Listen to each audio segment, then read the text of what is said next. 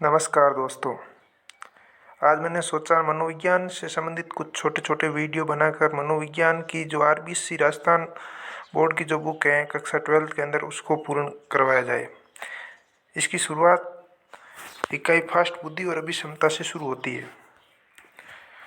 बुद्धि का नॉर्मल परिचय शुरुआत में दिया गया है। हमारे रीड के अंदर बुद्धि की परिभाषाएं आती हैं, कौन से वैज्ञानिक ने कौन सी परिभाषा दी।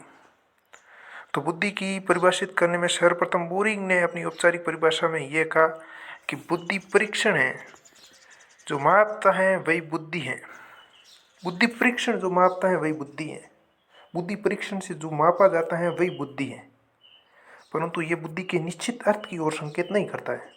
बुद्धि के मापने तो कई परीक्षण दिए गए हैं। बोरिंग के पश्चात कई मनोवैज्ञानिकों ने बुद्धि को अलग अलग ढंग से परिभाषित करने का प्रयास किया गया। सभी परिभाषा को हम 3 भागों में बांट सकते हैं।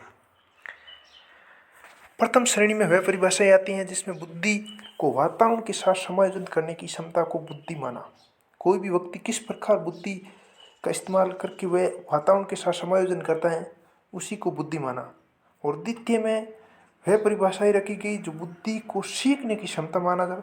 कोई व्यक्ति कितना अधिक बुद्धि का इस्तेमाल सीखने में करता है और सीखने की क्षमता को बुद्धि माना गया। और तृतीय श्रेणी में वह परिभाषाएं होती हैं जिसमें बुद्धि को अमूर्त चिंतन करने की क्षमता माना।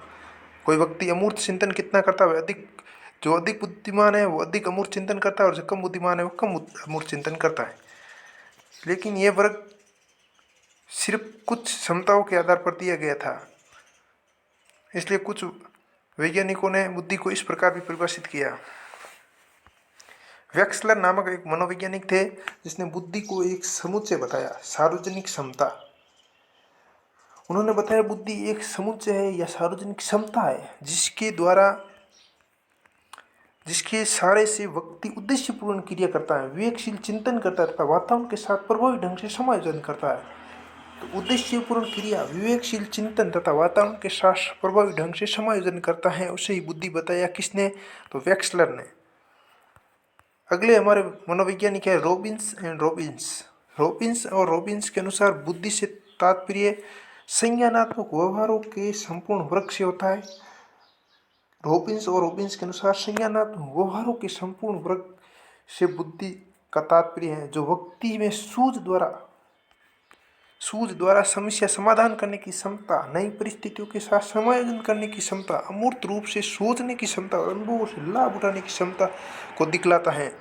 तो रॉबिन्स ने संज्ञानात्मक व्यवहारों के संपूर्ण वर्ग को बुद्धि बताया और समस्या समाधान करने की क्षमता, नई परिस्थितियों के साथ समायोजन करने की क्षमता और अमूर्त रूप से सोचने की क्षमता तथा अनुभवों से लाभ उठाने की क्षमता को बुद्धि के रूप में परिभाषित किया। निश्चय तथा उनके सहयोगियों ने बुद्धि को इस प्रकार परिभाषित किया कि व्यक्ति की जटिल विचारों को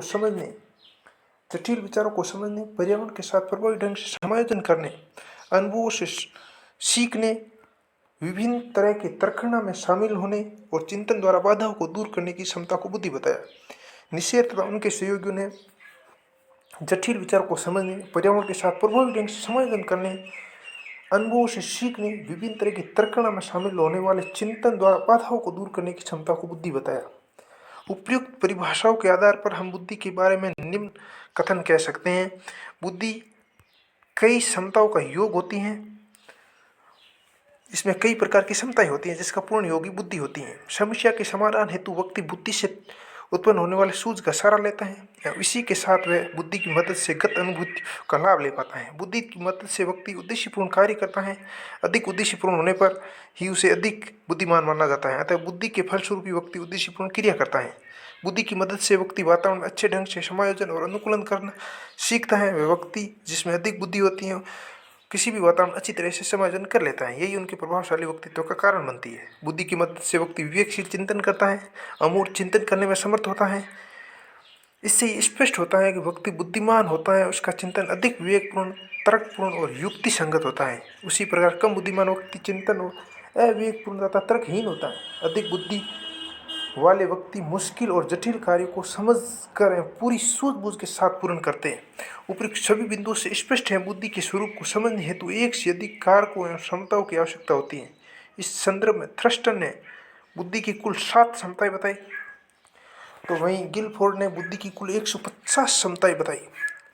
भारतीय परंपराओं के अंदर बुद्धि की 4 क्षमताएं बताई गई है। प्रथम क्षमता है संज्ञानात्मक क्षमता, सोचने समझने, विभेदन क्षमता, समस्या समाधान योग्यता, प्रभावी संप्रेषण, ये सभी संज्ञानात्मक क्षमता के अंदर अंतर्गत आते हैं। सोचने समझ, विभेदन क्षमता, समस्या समायोजन, प्रभावी संप्रेषण आदि। और सामाजिक क्षमता, सामाजिक व्यवस्था एवं नियमों के प्रति समान, सामाजिक समता, परंपरा चिंतन आदि सामाजिक क्षमता के अंतर्गत आते हैं। सावेगिक क्षमता के अंदर संवेगों में परिपक्वता एवं नियंत्रण, आत्म मूल्यांकन, शिष्टता, अच्छा आचरण आदि। और उद्यमी क्षमता के अंदर प्रतिबद्धता, कठिन परिश्रम, धैर्य, लक्ष्य निर्धारित आदि व्यवहार इसके अंतर्गत आते हैं।